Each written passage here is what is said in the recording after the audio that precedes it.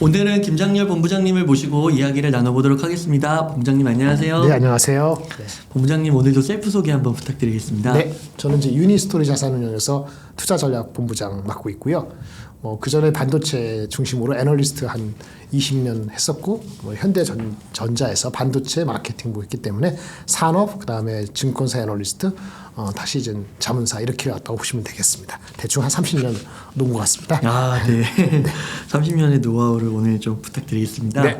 그 최근에 미국 증시의 흐름이 괜찮은데 네네. 한국 증시는 약간 다소 오르기도 했긴 했지만 그렇죠. 다소 상반된 듯한 느낌이 아직까지는 좀 지울 수 없는 것 같은데 전체적으로 좀 어떻게 보고 계신지 궁금합니다. 일단 그 한국 주식은 미국이 기본적으로 서야 되죠. 네. 네. 근데 이제 언더퍼폼을 그러니까 상대적으로 덜 가는 거는 미국 같이 확실한 요즘 빅7이라고 안 하고 뭐 F4라고 하더라고요. F4가 뭔지 아세요? F4요. 예, fabulous, magnificent보다 또 다른 단어를 써, fabulous라는 단어를 써가지고 네. 여기 다 아시는 엔비디아, 그다음 마이크로소프트 이게 AI의 소프트웨어 하드웨어잖아요. 네. 거기다가 메타. 엊그저께 실적 잘 발표하고 배당해가지고 엄청나게 20% 뛴 메타. 그다음에 아마존 여기까지가 핵심이다.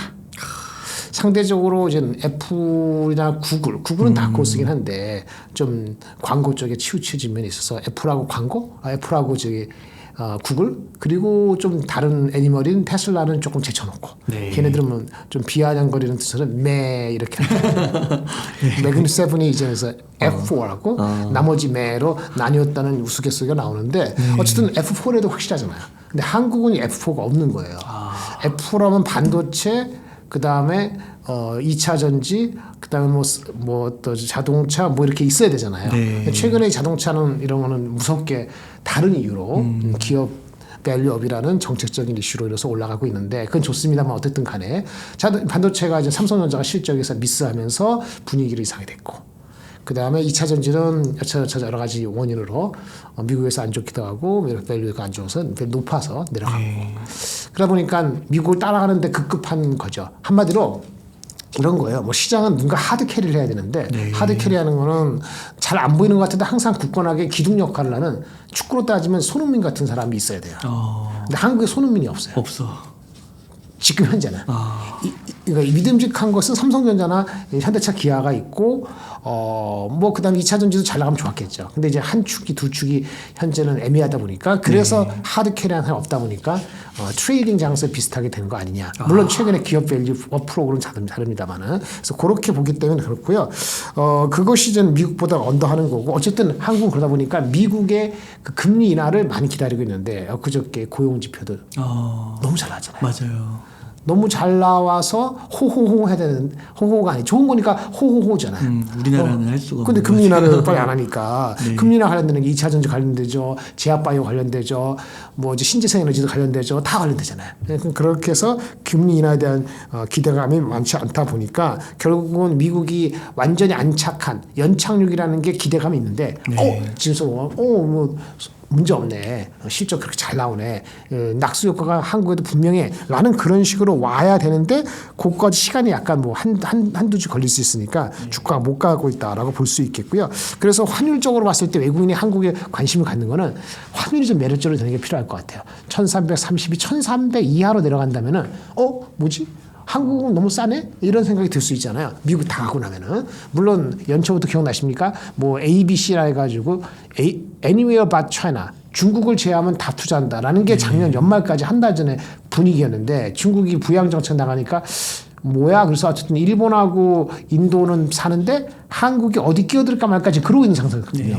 잘못했으면은 확 빠질 수도 있는데 그나마 많이는 못 가도 쫓아가는 게 지금 최근에 나온 1, 2주년에 나온 기업 밸류업 프로그램이 뭐 실효성은 뭐 한두 달 더 지켜봐야 되겠습니다만은 기대감이 있는 건 확실하기 때문에 그런 측면에 그나마 지지를 할 수 있다. 2,400대로 다시 내려가기는 아주 쉽지 않겠다. 이런 식으로 볼 수 있겠고요. 어쨌든 실적이 우리가 빌미가 됐기 때문에 그거는 좀 실적이 이제 앞으로 1분기 실적이 잘 나오면은 좀 만회가 되겠는데 1분기 실적을 이제 아직 한 달밖에 안 지났잖아요. 그러니까 실적 모멘텀으로 가기에는 조금 어렵고 이러다 보니 기업 밸류업 이런 식으로 약간의 기대감식으로 가는 정도니까 그러니까 주가가 힘을 못 받고 좀 이제 그 계속 순환매 같은 장세를 하는 거죠. 네, 그렇게 볼 수 있겠습니다. 그러면 2,400 밑으로는 어렵고 네. 위로는 어느 정도 좋을까요? 2,700 정도로 제가 보고 있는데요. 예. 기업 밸류 프로그램이 뭐 이번 달인지 3월 달인지 구체화된다고 하지 않습니까? 네. 초안이 그거 나와 보고 나서 그것이 구체화된다면은 그 관련되는 것이 약간 옥석은 아니더라도 좀 제대로 가려지면은 그러면 희망컨대 한 2,800을 기대해 볼 수 있겠는데 기업 밸류업만 가지고 2,800 갈지는 잘 모르겠어요. 왜냐하면 삼성, 현대차, 기아라든지 뭐 은행이라든지 지주회사 있는데 제가 각각 개별적으로 봤을 때 한 10% 정도씩은 업사이드 분명히 있는데 예전에 2023년 작년 1월에서 3월 사이에 일본이 비슷하게 기업 밸류업은 아니지만 하여튼 그런 그 기업체들한테 이렇게 요구사항을 리퀘스트하고 뭐 이렇게 해가지고 했을 때 주가가 얼마 올랐냐면요. 니케이하고 또 뭐죠? 그 토픽스 뭐 이온가 뭐 그거 있는데 14% 18% 올랐어요. 네. 지금 우리 장이 그 정도는 안 올랐잖아요. 네. 우리가 룸이 있는 거죠. 비슷하게 따라갈 수만 있다면. 그래서 긍정적으로 갖고 싶고요. 그게 긍정적으로 확인되면 2,700이 업사이드가 생기는 거고 확인되기 전까지는 일단 2,700 정도가 스트러글링한 포인트가 아니겠느냐 이렇게 보고 있습니다. 네. 그러면 이렇게 종합적으로 봤을 때는 그 미국이냐 한국이냐 뭐 한국 국가별 또는 기업 또는 자산 네네. 등등에 어떻게 좀 투자를 하면 좋을까요? 이게 성향이 아주 공격적인 분들은 뭐 미국 결과론적이죠. 미국을 했겠죠. 많이. 뭐 희망컨대 50% 했을 수도 있고요. 네. 예. 근데 이제 포트폴리오를 하는 입장에서는 아무리 그 한쪽 나라가 좋아도 50%가 쉽지 않을 거예요. 진짜 한국을 버리지 않는 한. 그러면 제가 봤을 때는 미국은 한 30%. 인도, 베트남 합해서 우리가 ABK라는 ABC라니까 Annual about China 했을 때 차이나 빼고 인도, 베트남이 합해서 한국 정도. 네. 한국이 25.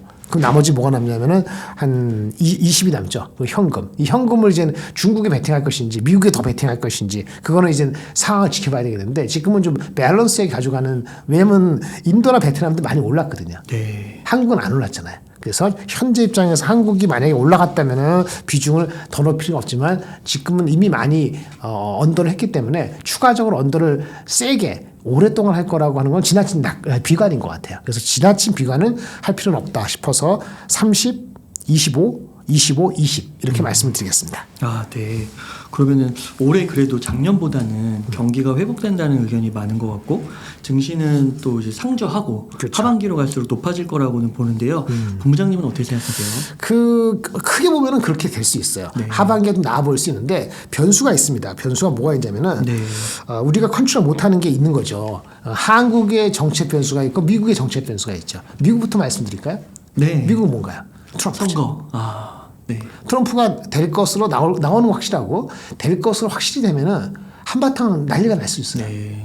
그 뭐 지정학적 리스크하고 뭐 지금 오늘 신문에 보니까 이런 것도 있는데 독일도 걱정이 있는 거죠.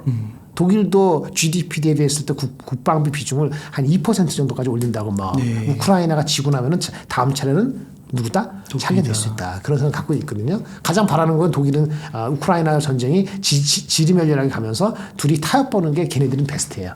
근데 안 될 수 있잖아요. 새로운 노모를 맞이하니까 돈을 써야 된다. 이렇게 나오는데 한국이 뭐 그보다 다를 게 없죠. 그 우리나라에 있는 그지 뭡니까 미군 철수 문제도 다시 나올 것이고 네. 아니면 예전에 기억나기로는 그 국방비인가 그 쉐어하는 거 미국 네, 그 주둔하는 분담하고. 것은 거의 5배를 요청하고 있는 상태니까 그런 트럼프가 됐을 경우에 정책 리스크 비단 뭐 2차 전지만 얘기하는 건 아닙니다. 이런 여러 가지 정책 리스크가 있고 그런 측면에서 부담감이 하반기가 한 번 있을 것 같아요. 그게 3, 4분기 선거 직전에 있을지 그렇죠. 아무래도 선거 직전에 있을 가능성이 있잖아요. 그래서 상저하고는 바로 가고 싶은데 바로 못 가고 그게 지금 눌림목이 있을 수 있다고 보여져서 저는 뭐 지금이 낮았으면 좋겠는데 지금도 어느 주가가 2,600 가까이면 아주 낮은 건 또 아니죠. 그래서 저는 한 지금 봄까지는 중 그다음에 여름 정도에 한두 번 부침이 있을 것 같고 그 제대로 올라가는 건 4, 4분기 정도가 돼야 되지 않을까라고 생각이 들고요. 아까 말씀드린 것도 하지만 그 중이라는 것이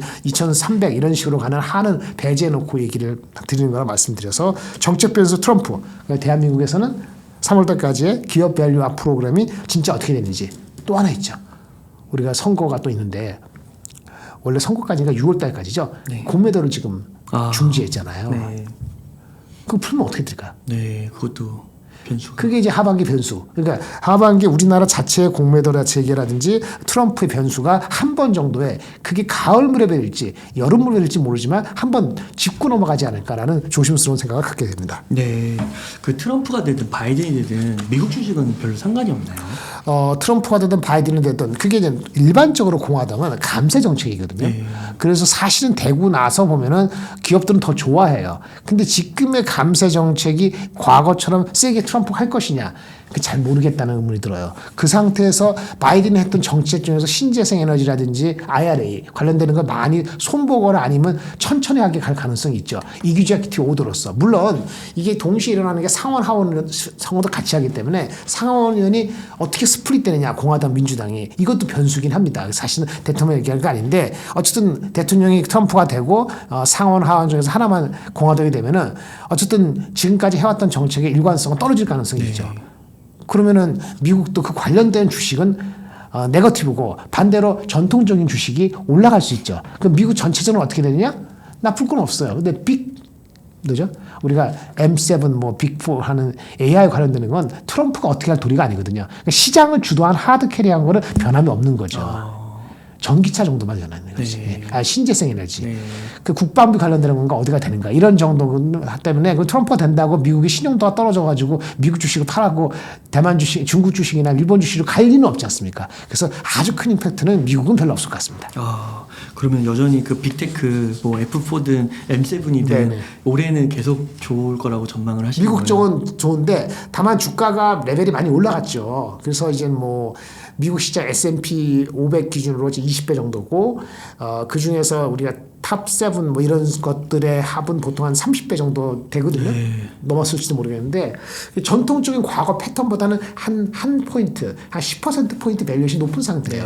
그게 부담을 느끼는 건 맞아요. 근데 다른 쪽에서 섹터나 다른 쪽에서의 어떤 그 매력도가 부상이 돼야지 여길 빼서 절로 가는데 그게 뭐가 있을까? 2차 아직 바이오 예를 들어서 전기차, 로봇, 테슬라 뭐 그렇게 될 수는 있는데 아마 그 가시화되는 그 기술적인 발전이 올해보다는 내년이나 올 연말쯤 되기 때문에 지금 이 여름, 봄, 여름, 가을 갈 때까지는 주도 세력이 바뀔 가능성은 주도세력이 멈춰서 장이 약간 조정할 기간도 있을 수 있어서 주도주가 바뀌어갖고 이게 빠지고 새로운 게 올라오면서 새롭게 올라가거나 주도주가 빠지는데 새로운 게 못 올라가서 같이 무너지거나 이런 확률은 제가 보기엔 굉장히 낮다고 봐요. 금리 인하는 결국 할 거라 보거든요. 그러니까 미국의 주식시장의 핵심은 금리 인하를 안 하고 가느냐는 거죠.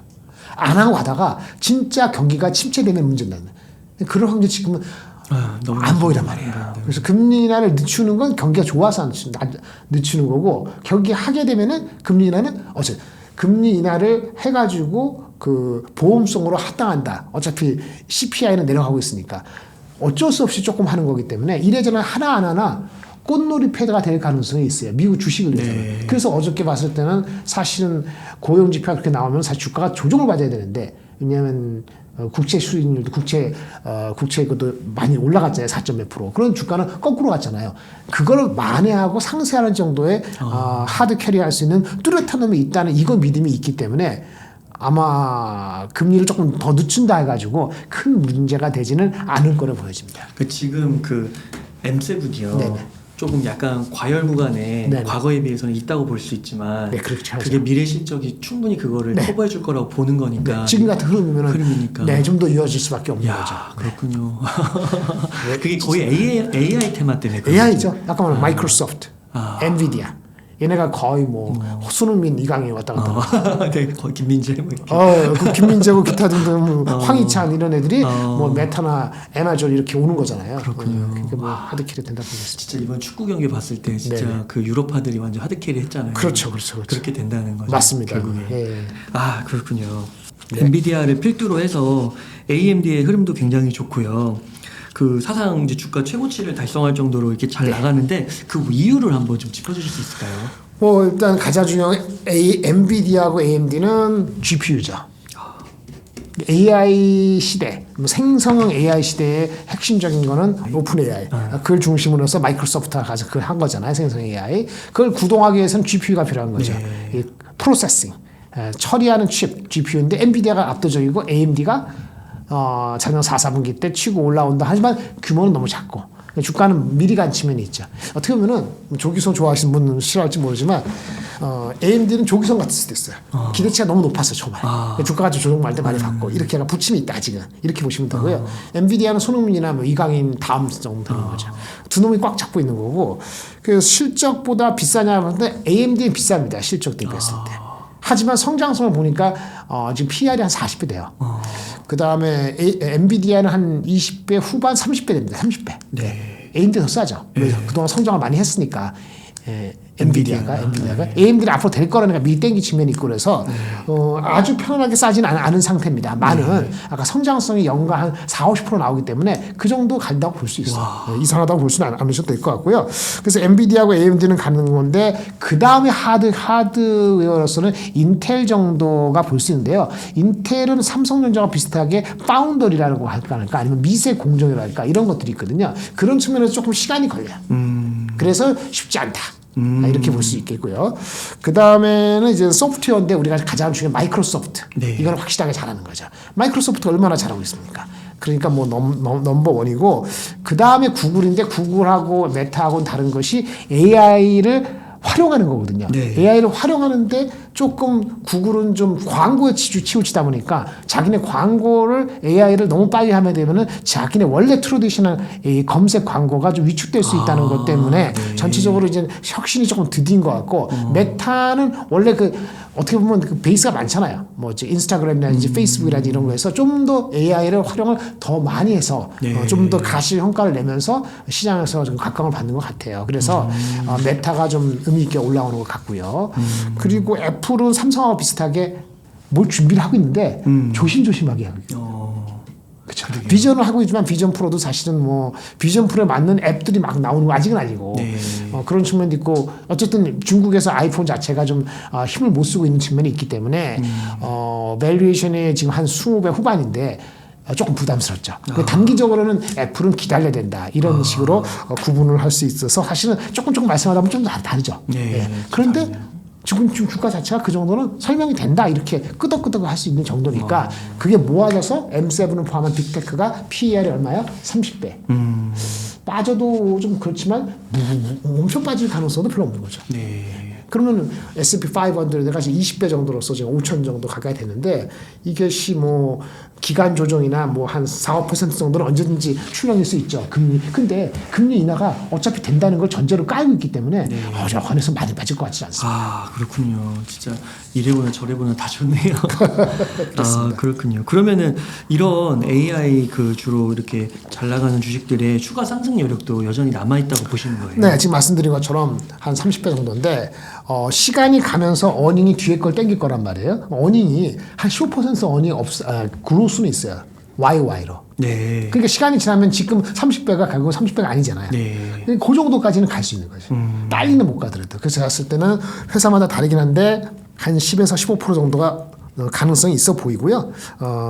뭐 그 연착륙이 아니고 글로벌 전체적으로 경착륙 비슷하게 또 이상소에 나오면은 10%가 못 갈 수도 있겠지만 대략적으로 10% 15%는 있고 일부 종목은 뭐 가시거리가 빨리 앞당겨지면 내년 걸 땡길 수 있다면 지금은 아니겠지만 가을 정도 겨울 돼서 트럼프의 정책 리스크 이런 거 금리 인하가 언제 되는 이것도 다 시간이 지난 우리가 한 6개월 뒤에 보자 이거죠. 그러면은 6, 7개월 뒤에 보면은 아마도 내년도 넘버를 땡길 수 있는 종목이 있긴 있을 거란 말이에요.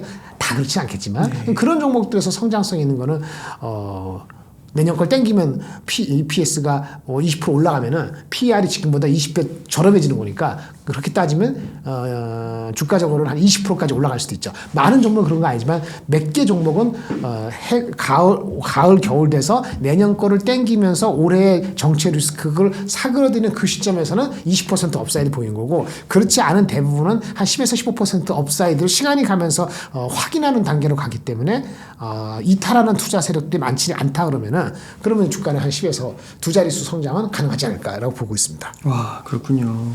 그 엔비디아가 네. 그 반도체 이쪽을 너무 독점해서 독보적이다 보니까 품귀 현상을 맞아요. 빚을 정도라고 하는데요. 네네. 그래서 이제 다른 빅테크들도 이런 구조가 계속되는 거를 원치 않으니까 맞습니다. 그쪽 의존도를 낮추려는 움직임이 보인다고 하는데 이런 것이 현실화될 수 있는 가능성이 있다고 현실화 보세요? 돼야죠. 돼야 되는데 속도의 문제입니다. 네. 칩을 개발하는 데는요. 네. 이게 뚜닥뚜닥 무슨 중국처럼 대충 하는 게 아니기 때문에 아무리 빨라도 1년 반, 보통 한 2, 3년 걸려요. 그러니까 그런 노력들을 벌써 23년이 아니고 22년도부터 했다고 봐야죠. 22년부터 했는데 눈에 가시화된 것이나 아니면 그런 것이 지금 보이긴 좀 어려워요.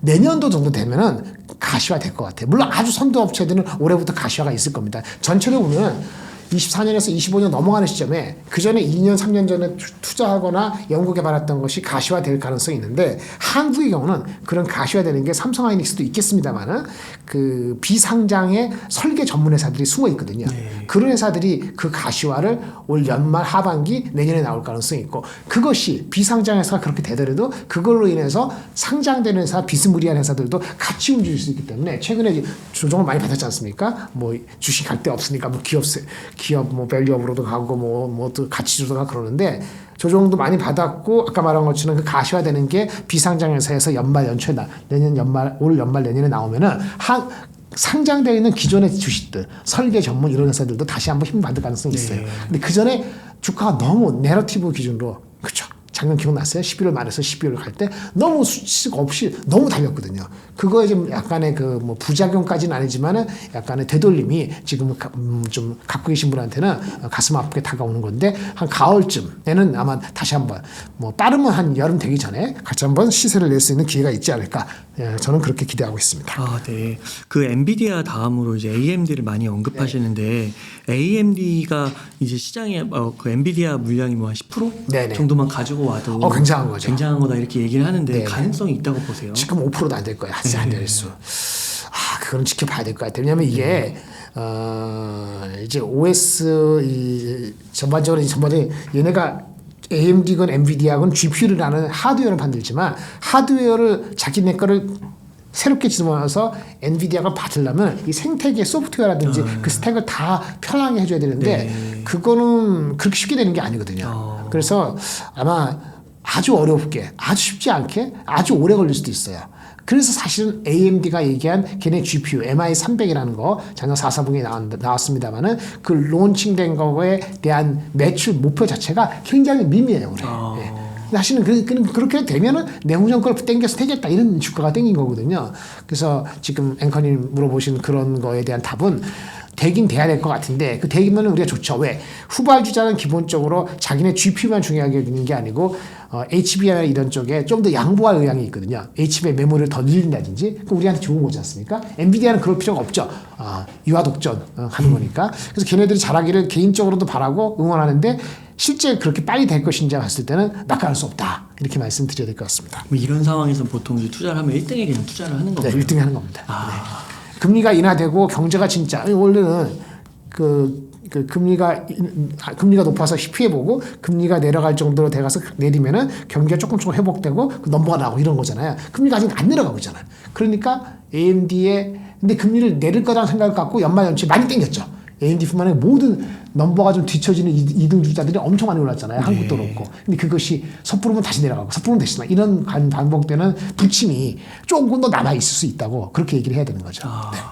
그 미국의 그 경기 침체 확률이 점점 낮아지고 있잖아요. 네네네. 그게 그 여러 요인이 있겠지만 네네. 가장 큰 이유는 그 매그니피센트 세븐이 끌고 가서 그런 건가요? 아니면은 다른 뭐 이유들이 또 있는 건가요? 기본적으로 경기가 좋은 거는 미국이 돈을 많이 풀어서 해요. 그래요. 그게 핵심입니다. 정부가 5조 달러 풀었잖아요. 코로나 때 해가지고. 다른 나라도 풀었지만은 미국은 또 풀고 사람들을 그렇게 해고를 많이 했다고 하지만 말이죠.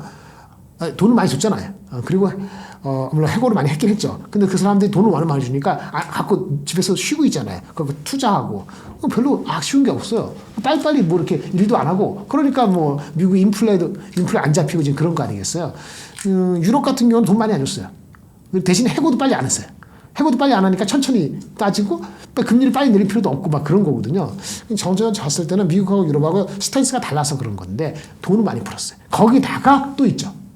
IRA 무슨 신재생 그거는 정부가 익스펜디처한 거잖아요. 네. 개인한테 준 돈 5조 달러. 그다음에 정부가 부양책 비슷하게 한 IRA 이런 것들이 있으니까 양방이 하니까 경기가 나쁠 수가 없는 거예요.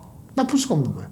미리 자른 사람이 있어갖고 그 사람들이 또 그 사람들 많이 잘랐다가 부족하니까 서비스하는데 로우페이 잡 사람들이 다시 들어오고 있죠. 근데 요즘은 또 누굴 자르는지 아세요? 돈 많이 받는 높은 사람 자르고 있어요. 올해 1월 달에만 1월 30일까지 한 달 동안에 100개 그 미국의 테크 기업 조사했더니 2만 5천 명을 잘랐어요. 근데 작년에 미국 1000개 그 IT 기업들이 26만 명 잘랐거든요. 네. 지금 100개 기업만 출했는데 1월 달에 2만 5천 명 잘랐다니까요. 엄청 많은 약간 하이페이를 잘랐어요. 그러니까 실업률이 올라가지 내려가지 않는 이유는 돈 많이 받는 사람도 많이 잘랐고 오히려 블루 칼라는 늘어났어요. 네. 그 실업률을 안 움직이는 거예요. 그러면 사실 이게 인플레는 좀 내려가는 거잖아요. 그렇죠? 네. 근데 그렇게 하면서 미국은 어떻게 해요? 그리고 높은 사람 자르니까 비용이 줄어요. 비용이 줄으니까 그 회사는 좋죠. 그게 메타하고 아마존이 그 꼴이에요. 웃기죠. 네. 그럼 어떻게 되는 거야? 돈을 많이 줬으니까 블루 칼라들 돈을 쓰면 산다고. 아직 아까운 게 없는 거예요. 그러니까 인플레는 그냥 견디는 사람 견디는 거고 하이페이드 사람 잘려가지고 근데 그 사람들은 월급 많이 받은 게 이렇게 움직이는데 눈치 보고 있는 거죠. 근데 회사는 잘 되고 그 주가는 누가 가요? 하이페이드 자른 그 대기업들이 주가를 가는 거고 네. 이렇게 되는 거예요. 그 경기가 다른 거죠. 네. 우리나라는 그렇게 될 수가 없잖아요. 다른 거예요. 같이 갈 수가 없는 거죠. 그래서 결론 봤을 때는 이슈가 왔을 때는 빨리 대응하는 게 좋아요. 과감하게. 빨리 자르고 돈도 많이 주고 그러면 나중에 올라갈 때 화끈하게 올라오고 물론 그런 커패시티가 있어야 돼. 우리나라는 그런 커패시티 없고 그런 무식한 결단을 안 했겠지만 그렇잖아요. 무식하지만 결단을 내리고 그렇게 한 국가는 대선을 한 거고 기축국가로서 우리는 그럴 규모도 안 되고 유럽도 마찬가지예요. 그러니까 우리는 미국 여러분 힘든 거지. 우리는 가계부채도 있고 그러니까 미국 눈치 보고. 그래서 결국은 우리는 주식을 사는 건 잘 나가는 주식을 사는 거잖아요. 네. 그나마 주식시장에 참여한다는 건 괜찮은 기업들 풀 중에서 하는 거거든요. 네. 그나마 그게 있는 게 삼성전자 하이닉스 있는 거니까 결국은 넘버가 나온 주식은 기다리면 되는데 삼성전자가 연초에 초를 친 것이 좀 많이 아쉬운 거고. 그렇죠? 예. 그게 아쉬운 거고 2차 전지는 밸류가 높았다 내려오니까 시간이 더 걸린다는 생각이 드니까 아쉬운 거고 아쉬운 게 두세 가지 있다 보니까 주식에 살 게 없는데 밸류업 프로그램이라는 게 확 들어오니까 이거 웬걸 싸 보이잖아요. 그러니까 또 벌떼처럼 엊그저께 막 뛰어다니는 거잖아요. 그러다가 주말 이거 녹화하고 있는 이 순간 전에 미국 이복현 금융위원장께서 은행들 니네 거 책임져라 ELS가 됐던 PF 익스포저 이런 얘기하니까 올라가는 거 다 토해르고 그러니까 이런 변동성을 보면은 좀 믿음이 좀 전전전 안 가죠. 누구누구 잘못이 아니고. 그래서 주식시장이 한국이 안 비싼데도 불구하고 저는 안 비싸기 때문에 결국은 올라갈 거로 보는데 시기가 자꾸 빨리빨리 안 된다는 것이 안타까운 거죠. 그래서 퀄리티 있는 주식을 결국은 쌀 때 좀 기다린다는 심정으로 사 나가면은 지금부터는 미국보다 언더퍼폼 하지는 않을 수 있어요. 그런 주식을 사면. 미국은 우리가 사면 말이죠. 그 텍스 내야 돼요. 아시죠? 네. 그 부담되거든요. 그러니까 아까 제가 뭐라 그랬죠? 그 미국의 주식의 업사이드가 10에서 15%. 어떤 잘 잡으면 20%. 근데 그 중에서 25% 세금 내야 되잖아요. 잘못 잡으면 못 먹잖아요. 그런데 한국의 그런 주식에서 괜찮은 주식은 세금 안 내고 20% 먹을 수 있으면 괜찮잖아요. 그러니까 제가 봤을 땐 지금 한국의 좋은 주식하고 그 많이 오른 누구나 아는 주식을 지금 따라가는 거 봤을 때 실질적인 애프터 텍스 효과로 보면은 비스무리하거나 한국에 오히려 있을 수도 있어요. 네. 그렇죠. 네. 분위기상 안 그렇지만 그렇게 보실 필요가 있지 않을까 봅니다. 이 AI 테마는 네. 앞으로 한 5년 이렇게 막 10년 갈 수 있다고 보세요. 그럼요.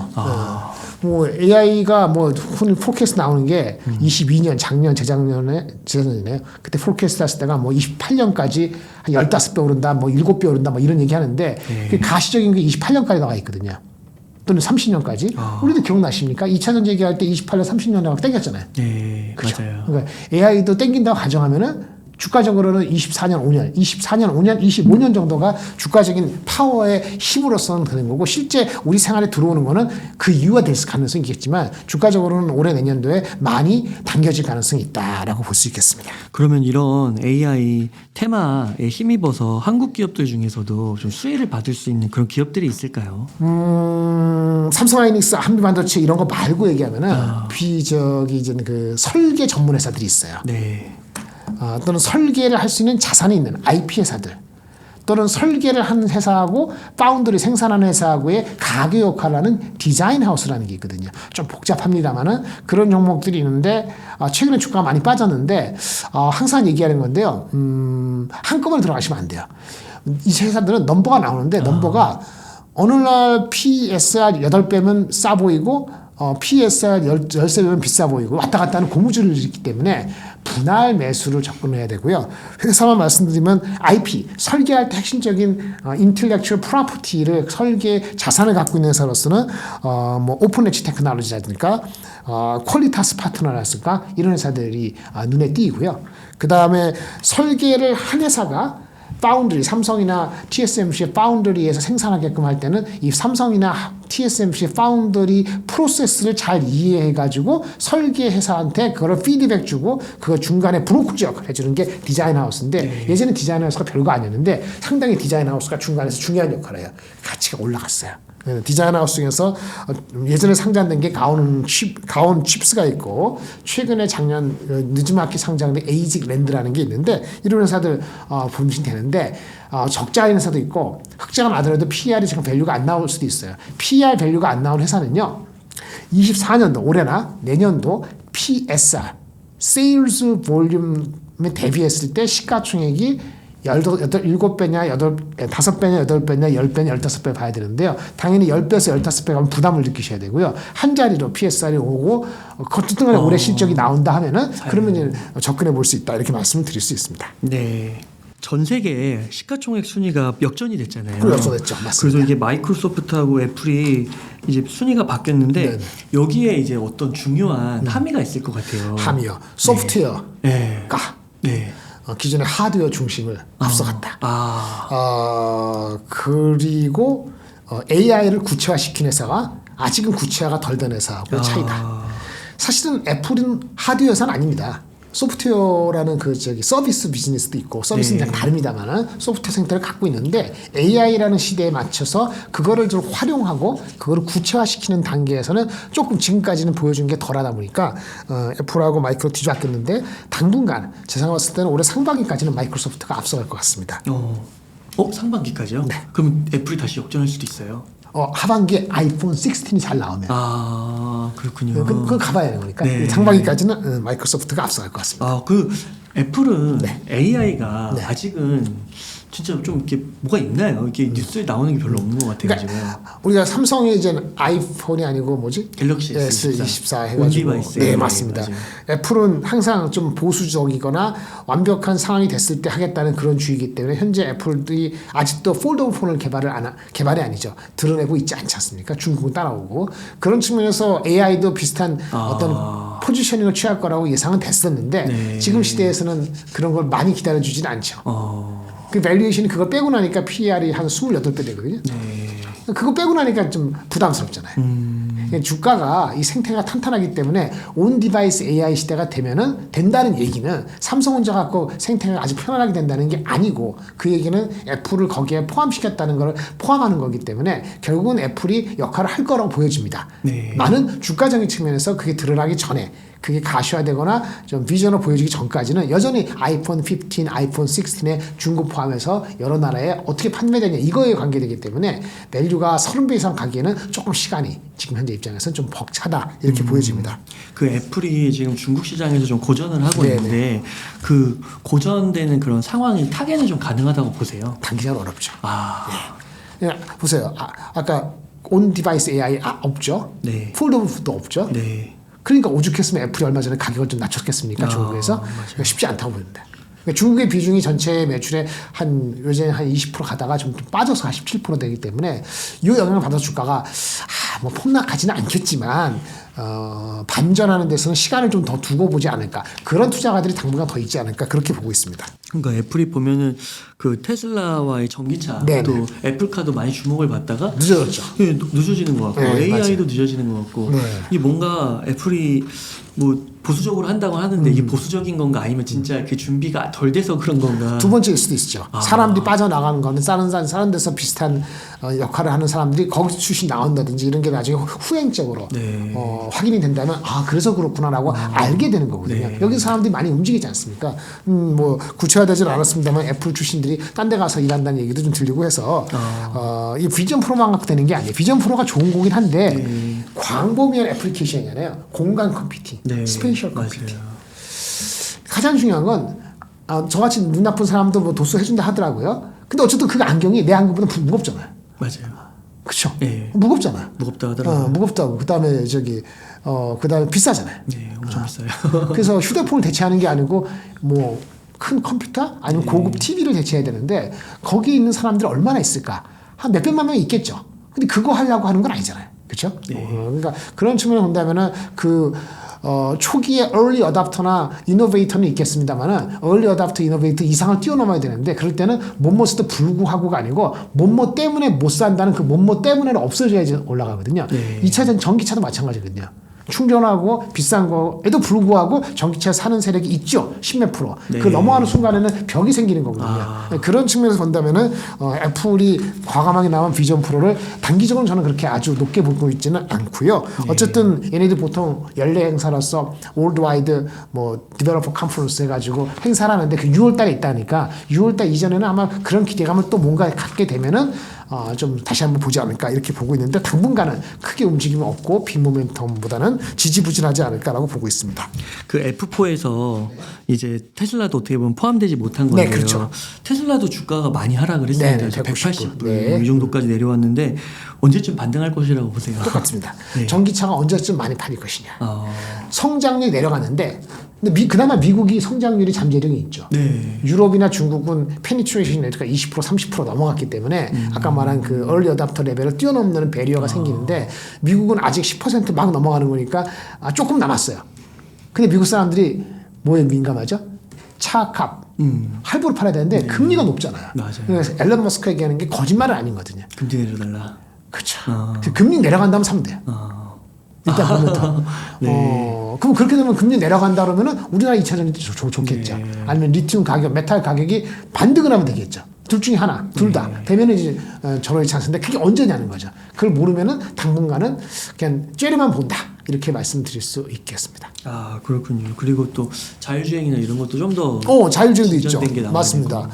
근데 이제 사이버 트럭은 보니까 뭐 그거는 자율주행 아직 먼 것 같고 그건 아니고 일반적인 그 레벨 2.5, 3가 좀 더 성숙된 것이 장을 장착이 돼야 되는데 좀 많이 기대했다가 조금 좀 늦어지고 있는 거기 때문에 이거 역시 구체화되려면 조금 시간이 걸리지 않겠나 싶네요. 그 몇몇 증권사에서는 네. 우리나라 증시에서 로보테마를 대장주로 많이 꼽으시더라고요. 로봇캐마로서 저기 테슬라를요. 예, 테슬라도 그렇고 또 우리나라에 있는 로봇 네네. 상장돼 있는 그런 네네. 기업들. 네. 근데 이게 한편으로는 또 AI보다는 조금 시간이 걸릴 더 거라고 걸리죠. 보면서 네. 그렇게 보면서 좀 네. 너무 이르다라는 시각도 있고. 저는 봤을 때는 AI가 로봇의 레벨을 달리하는 건 분명히 맞는데 네. 지금까지 나와 있거나 지금 주가를 드라이브한 거는 그게 아니거든요. 네. 그 배송 로봇이라든가 네. 아니면 협동 로봇이잖아요. 협동이나 배송은 그렇게 레벨이 높은 AI가 들어갈 이유가 없어요. 네. 예. 그렇게 높은 AI가 협동이나 레벨에 들어가면은 가격이 비싸져요. 네. 그게 쉽지가 않은 거죠. 그 시대가 빨리 오지 않을 것 같아요. 빨리 오진 않을 근데 그런데 주식들은 많이 갔다. 그거야말로 PSR 10배 땡겨서 29년권 땡겼거든요. 네. 그게 주가 내려가는 거예요. 내러티브 갖고는 좀 어렵다. 하지만 그것도 역시 금리가 내려가면 뭐 난리가 나는 겁니다. 근데 그래서 미국이 걱정하는 거죠. 금리가 내리면 빨리 내리면 모든 게 난리 나면은 다시 인플레 될까봐. 그래서 그런 거 제가 이해를 못하는 건 아닌데 어쨌든 그런 게 오기 전까지는 넘버되거나 밸류업 가치주하고는 싸울 거기 때문에 주식이 만만치 않다.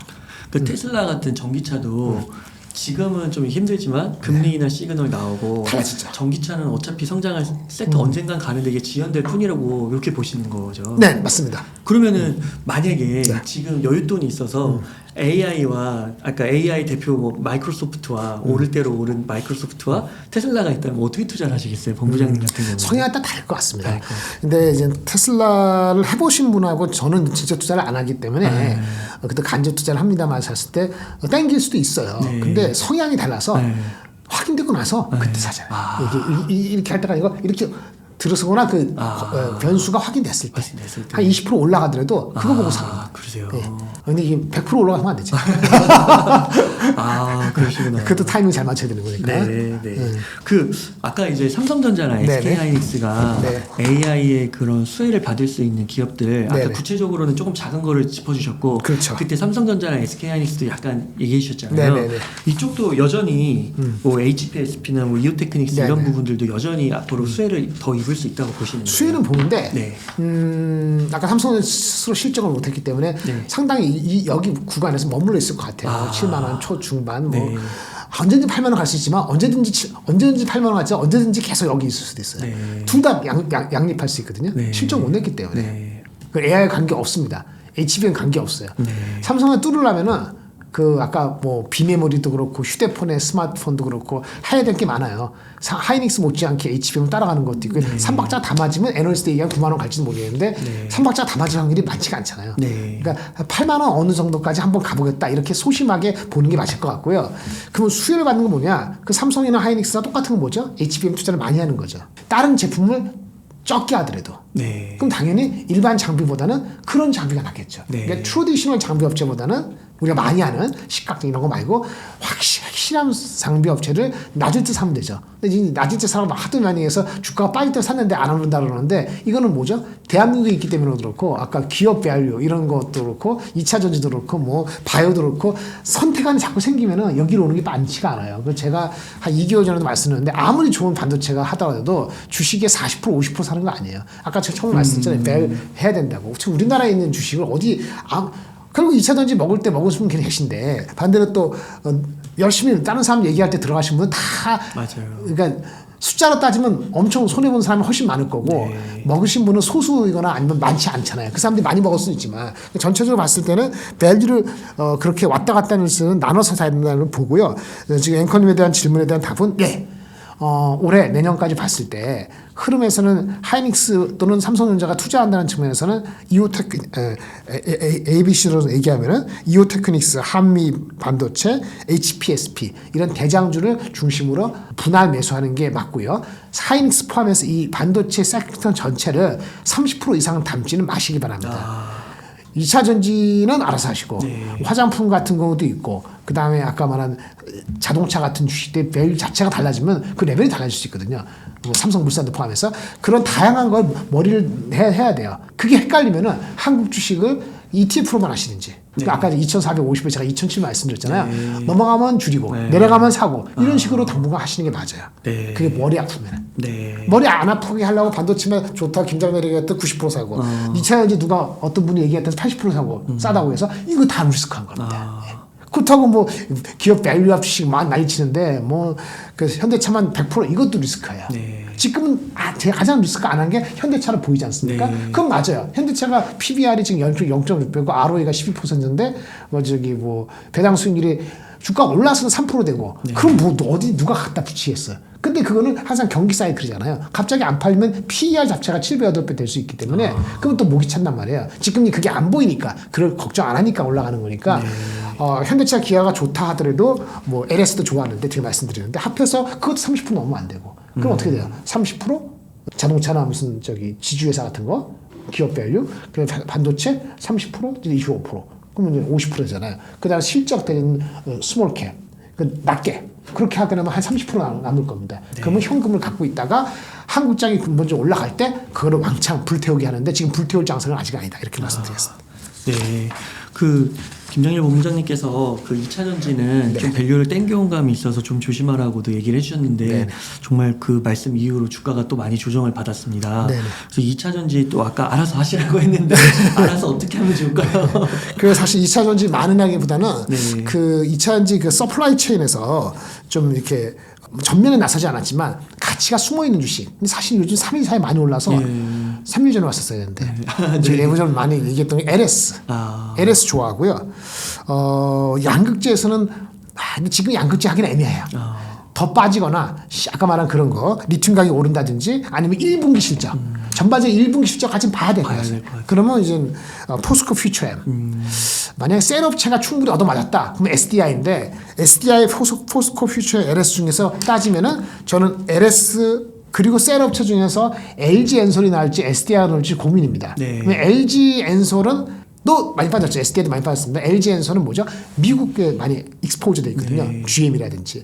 그게 파지티브예요. 네. SDI는 유럽 쪽이기 때문에 좀 파지티브가 떨어지기 때문에 좀 고민입니다. 주가의 레벨에 따라서 뭐 기분적으로는 뭐 LG엔서이 더 나을 것 같고 그다음에 양극재는 포스코퓨처이 아니고 에코프로가 될 수도 있는데 어제 1분기 실적을 보고 리튬 가격이 반등할지 여부가 충분히 되고 항상 뭐든지 커머더티 가격이 빠질 때는 말이죠. 원가에 근접했으니까 반등할 거다. 이거 믿으면 안 돼요. 그럴 수도 있고 안 그럴 수도 있고 반반이에요. 원가에 당연히 감산할 수도 있지만 원가 갔어도 버티고 나중에서 마켓 시어스 하면서 버티는 사람들이 있거든요. LCD도 그렇고 OLED도 그렇고 반도체도 그렇단 말이에요. 그 지금 원가보다 내려갔을 때 안 올라오잖아요. 그런 사이클이 있는 거거든요. 그게 3개월 만에 해결될 수도 있고 1년 갈 수도 있어요. 몰라요. 경기하고 관련되기도 하고 역학과 관련되기 때문에 그래서 아까 단순하게 원가 됐다 반등 이렇게 생각하시는 자체가 작년 10월 11월 달에 했다면은 그게 오산이었다. 그렇다고 지금 계속 빠진다는 얘기 아니니까 와치를 하시고 가격과 리튬을 보시고 그리고 나서 결정합시다. 근데 저는 그렇다 하더라도 에코프로는 아니라고 봅니다. 왜냐면 지주회사인데 짬뽕이 돼 있잖아요. 그렇죠? 다른 지주회사 많은데 만약 진짜 양극재가 올라오면 포스코 퓨처엠이나 아니면 에코프로 비율을 보시는 게 맞아요. 에코프로는 우선은 아니다. 그렇다 하더라도 이렇게 말씀드리고 지금은 LS 이렇게 말씀을 드리겠습니다. 아, 네, 감사합니다. 그럼 본부장님 지금 한 1억 원 정도 여유 자금 있으면 어떻게 투자 전략을 세우시겠나요? 네, 30% 현금. 네. 그다음에 30% 15% 미국, 15%는 인도, 베트남. 그 얼마야? 좀 남았죠? 네. 네. 40 남았습니다. 40 남았습니다. 네. 그거 가지고 한 18%, 네. 20%, 40의 한 반 정도 네. 지금 들어가겠습니다. 한국 주식. 한국 주식. 네. 나머지는 트레이딩 하겠습니다. 아, 복잡하죠? 한국 주식은 뭐 들어갈까요? 반도체. 반도체. 그다음에 아까 현대차, 현대차. LS, 아, 삼성물산도. 네. 이렇게. 그 기본적으로 몰빵은 안 된다. 몰빵 안 된다. 아, 나눠가지고. 네. 자신 없다. 네. 그러면은 혹시 딱 하나만 네. 지금 사야 된다면 뭐 사시겠어요? 삼성물산하고 LS가 고민할 것 같은데. 네. 그러세요. 삼성물산이요? 네. 그러시군요. 이주영 회장님 오늘 선고 받으셨나요? 어떻게 나왔어요? 네. 잘 모르겠어요. 오늘 선고 받게 돼 있거든요. 예전에 네. 그 12 아, 삼성물산하고 네네네. 관련돼 갖고 오늘 선고 공판이에요. 아, 그런데 삼성물산은 지금 압력을 가고 있어요. 행동주의 펀드가 배당 많이 하라고. 네. 그런 분위기가 좀 더 이어지지 않을까요? 라는 생각을 갖고 있습니다. 네. 이거는 순수하게 ROE가 싸서 이런 개념이 아니에요. 그래서 이걸 권고 드릴 수는 없는 거고요. 아까 LS는 완전히 다른 애니멀이잖아요. 여러분 성향에 따라 갖고 완전히 다른 선택을 할 수도 있다고 보여집니다. 몰빵 하고 싶지만 네. 그럴 장 아니고요. 네. 진짜 몰빵 한다면은 다른 나라나 한국도 마찬가지로 진짜 자신 있는 거. 근데 자신 있는 게 말이에요. 지금 갖고 있는 주식이 아니고 하나도 없는 상태에서 내가 다시 선택할 때 여러분 부모님 아니면 자식 이름으로 살 수 있어요? 그 정도가 될 주식만 몰빵하는 건데 그것도 50%는 리스크합니다. 네. 아무리 많이 잡아도. 그게 언제든지 판단이 틀릴 수 있기 때문인 거죠. 그럼요. 판단 틀릴 수 있으면 자기 생각을 바꿀 수 있어야 돼요. 네. 그거 못 바꾸고 고집이 있잖아요. 하시면 안 돼요. 그러니까 엄청 공부하고 막 이게 크로스테크도 막 했는데 네. 너무 좋아. 네. 그래도 안 되는 틀렸다. 거죠. 틀리면 빨리 반 정도 손정비하고 나와야지. 그래도 안 되는 거죠. 네. 50% 이상은. 그래도 저는 그렇다는 거고 돈 잘 버시는 분이야 뭐지 빚져서 하시는 분들 그야 뭐라고 할 수는 없는데 네. 그렇게 권고 드리는 거지 제가 말이 다 신이 아니니까. 근데 뭐 최악의 참조하시면 상황에 또 됩니다. 놓치는 게 있을 수도 네, 있고 네, 네. 빠질 수 있는 거니까 또 그거 투자- 없어도 아무 문제 없다 사는데 그럼 그렇게 하셔도 돼요. 그렇게. 집 사고 뭐 자동차 바꾸고 학교 가는데 아무 문제 없는데 그거 한 1억 정도 날려도 아무 상관 없다. 그럼 몰빵할 수 있죠. 제 말씀은 1억이 아무것도 아닌 게 아닌 사람이 대부분이니까 그분 기준으로 말씀드리는 것뿐입니다. 네. 감사합니다, 본부장님. 네, 감사합니다. 이렇게 해서 김장렬 본부장님을 모시고 이야기를 나눠봤습니다. 긴 시간 동안 유익한 사이트 많이 나눠주셔서 감사의 말씀드립니다. 오늘 고생 많으셨습니다. 네, 감사합니다.